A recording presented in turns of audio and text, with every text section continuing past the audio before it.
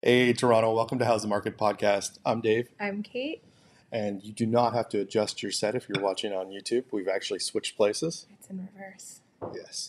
I've been told this is my better side. Yes. We'll go with that. If we're going to argue if you have one. Oh, okay. All right. Let the roasting begin. We'll see how Kate does. This might be her last episode. It's been a pleasure. So what are we talking about today? All right. I'm sure you all were super interested in the fall economic statement from Tuesday because it's the sexiest thing I've ever heard of. Riveting stuff. Absolutely riveting stuff. So we didn't get a ton of information. We got a few bits and pieces. We just wanted to give you guys an update on that. And then we're going to be talking about some funny real estate Reddit stories that I have compiled for Dave. I haven't heard any of these, so it's going to be a reaction to I just want to get a reaction in real time and maybe get some of your thoughts and your feedback. And I also just really love funny Reddit stories because the most ridiculous stuff happens. I've seen a lot. I've heard a lot. So the fall economic statement comes out and they address what we're going to look forward to next year in the budget, plans they're going to implement. It gives you some detail, but it doesn't give you the full detail. Mm-hmm.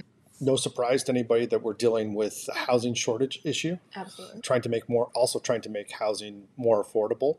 And they've implemented some things that they think are going to be able to help tackle that. Yeah, so they mentioned that we're going to be introducing a new Canadian mortgage charter that's going to be updating some of the existing legislation. Again, not a ton of information on that. One point that they did mention was that they were going to be focusing on making sure that there is fair treatment for people who are renewing their mortgages. Yes. Again, no specifics on how they intend to do that. Some of what they alluded to was in Canada here, you get a 25, 30-year mortgage. And generally, it's every sort of 3 to 5 years, it's up for renewal, so you have to get a new mortgage. Mm-hmm. When that time comes, you can either stick with your current lender and just renew with them. But if you want to switch to someone else, you now have to qualify under the current stress test for that mortgage. To move to a different provider, should a better option be available? Mm-hmm. Yeah, because obviously we do mortgages very differently from how they do it in the States. Yeah, in the States, if you buy a home, you can be locked in for 15 years or for the full 30-year term. And I feel like that might also be a little bit of the reason why the States is feeling as much of a housing crunch as Canada is, because normally Canada is the one that has the housing shortage. But a lot of people locked in at those 2.5-3% mortgages back in 2020 and 2021. In the States, they have a problem with inventory, and it's exactly what you said. If you've got a 30-year mortgage at under 3%, the chances of you moving to get a new mortgage on a place that's 7-8%. Unless you absolutely have to for work or for family, anything else like that. Unless you absolutely have to, you're probably staying put there. I think a lot of people would choose to renovate and just stay where they are. You've got some golden handcuffs that you're... Yeah, let's try and renovate. Let's explore that option before we try and break that mortgage. In here, the major concern is that over the next 3 years, how many mortgages that were written are going to double, triple with higher rates than we're currently at. So a lot of those are coming up for renewal in early 2024, mid-2024. They also mentioned looking at the possibility to extend mortgages, if that's an option. So let's say you bought a place on a 25-year term, and now you're at the 20-year mark and you're renewing it, but your rates have gone up significantly. They'll look at being able to push out that amortization, so the remaining portion, over another 25 or 30 years, as long as it's affordable and that you can actually, it's reasonable that you can pay it off. You don't want to look at putting that over 100 years. You're going to be paying a lot more in interest in the long run. It is. They're really trying to focus on allowing people to stay in their homes that for now. And if that comes at the sacrifice of paying more interest and over a longer period of time, I think that's an option a lot of homeowners would rather take rather than being forced to sell their home. Yeah. We also found out that we're going to be getting $15 billion of funding for 30,000 rentals.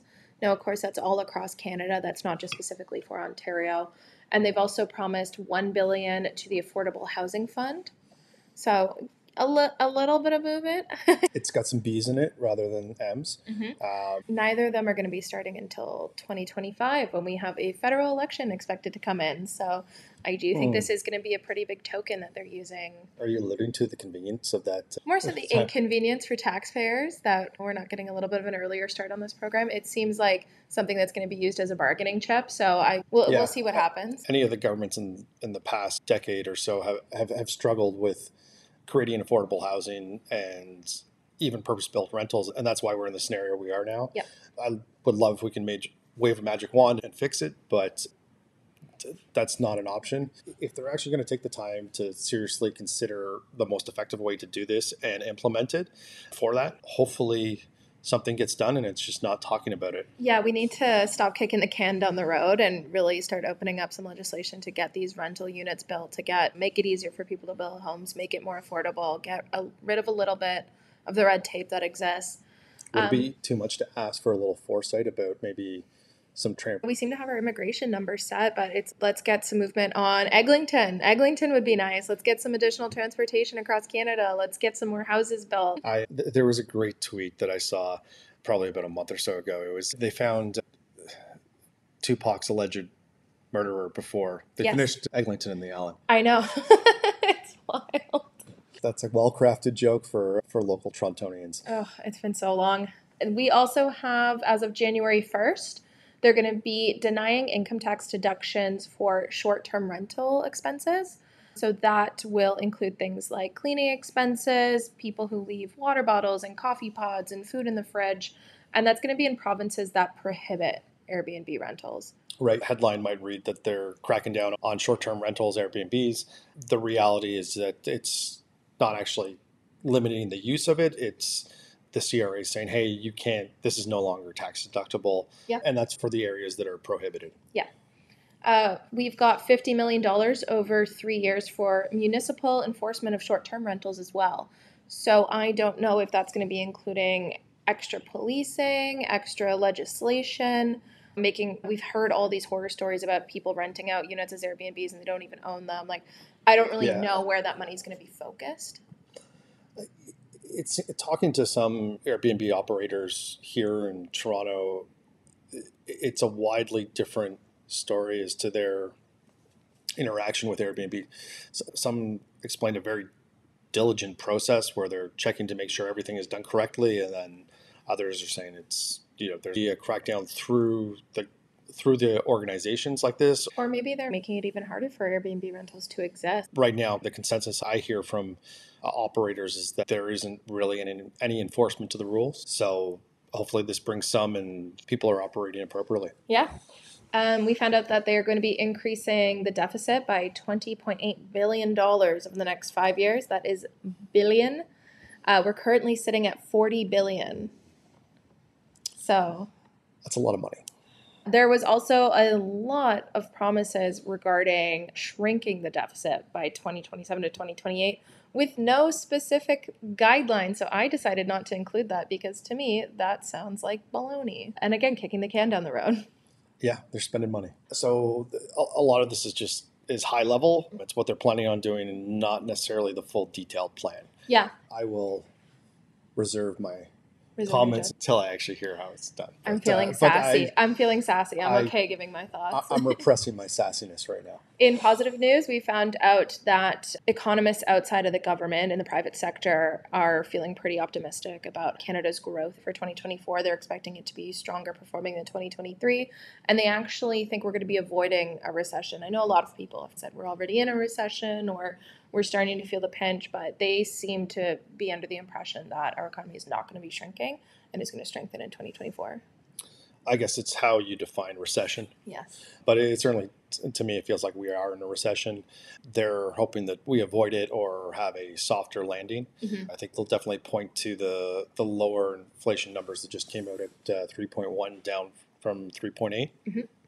Just in September. That's some significant progress that we're making. Yeah, I think that was mainly speared by lower fuel costs. Yeah, which I'm sure everyone's enjoying at the gas pumps right now. I know I filled up a couple times and it didn't hurt nearly as bad as it did a few months ago. I drive a diesel, so it's a love-hate thing. It was interesting to see diesel prices go over gas prices for the first time in my lifetime. Yeah. That was very interesting. And then again, in positive news, they are talking about creating a grocery task force. If you live in Ontario or Canada, you have probably been inundated by very high grocery bills, maybe adding an extra digit on to what you would normally experience. I think we've all been having the squeeze, people deciding to cook at home rather than go out, people just being a little bit more frugal. So they're going to create a grocery task force, and they are also in discussion with the top 5 grocery chains to try and have them commit to lowering grocery prices. And food inflation was down from 11.4% in January to 5.8% in September. That's a great promise. I really hope we can get some movement on that. I hope they have some kind of negotiating power over the top 5 grocery chains, because I don't know if you've been to a Loblaws lately to buy chicken, but it's crazy. Everything's expensive everywhere. I think a lot of it, you have to look at what's the source of it. There's global inflation, but we're certainly being taxed heavier. Just looking at the carbon tax, where the farmer producers, shipping, everything gets taxed higher, and that gets passed on to the end user. So, there's been some talks recently about holding off the carbon tax for certain types of home heating in certain areas. Hopefully that going into the winter here, that's adopted across the board. Maybe there can be a solution there, and maybe there is also a solution for the grocery food industry on all levels that could help maybe bring down some costs. I'm just saying, if you're going to have a task force, you're going to have to look at why the costs are so high. And I don't think it's solely the grocery companies trying to pad their profits. I don't know if you've been on Instagram lately, but people are mad at Galen Weston. They are mad at him. People are mad at a lot of people. He's buying cottages, and people are mad, saying bananas are too expensive. First the chicken, now the banana. Okay. I don't know. I haven't done a ton of research into it. All I know is that my grocery bill is expensive, and I hope this helps. I hope it helps for a lot of Canadians. We see the stories every day where people are having to cut back on, is it heat? Is it food? And food banks are completely overwhelmed at the moment. Yeah, You start to see an increase in theft as well, because people are going to do what they can to feed their families. Absolutely. This is a very real thing that hopefully this task force can take a serious look at this and find some solutions that we can try to make things more affordable. Initially seeing the inflation numbers come down is a good sign. So hopefully that starts to translate through into some of the food prices. Yeah. And just anecdotally, I know 2 people who are actually planning on leaving Canada, and a huge factor of it is because of the insane inflation in food prices and other daily goods that we've had. And they've just looked at the prices of other places, and they just said, I can have a better life if I leave. And I think a lot of people are starting to get frustrated. I've had the conversation certainly more frequently in the last year, we'll say, about, hey, Dave, you work for an international brand. Talk to me about real estate here. Yeah. What are my options if I go to here? Can you give me some information? Definitely something people are seriously considering. Yeah. And a lot of people look at other places where the food prices and tax tend to be a little cheaper, not to say names, but Alberta and Calgary. But then they look at the seasonality and the weather over there, and they say, hey, how about we look at Florida instead? Florida or Alberta? That's an interesting debate. Alberta's beautiful. It is. It's a beautiful place. Yeah. It's cold as hell. It is. All right. Thank you so much for joining us. We really appreciate it. Let us know what you think about, is this my good side, or should I move back to the other side? No, I think this is how we're doing it from now on. Okay. Make sure you hit the like button. Yeah. Leave a comment. Leave a comment, share, and subscribe. Yeah. All right. We'll see ya. Thanks. Bye.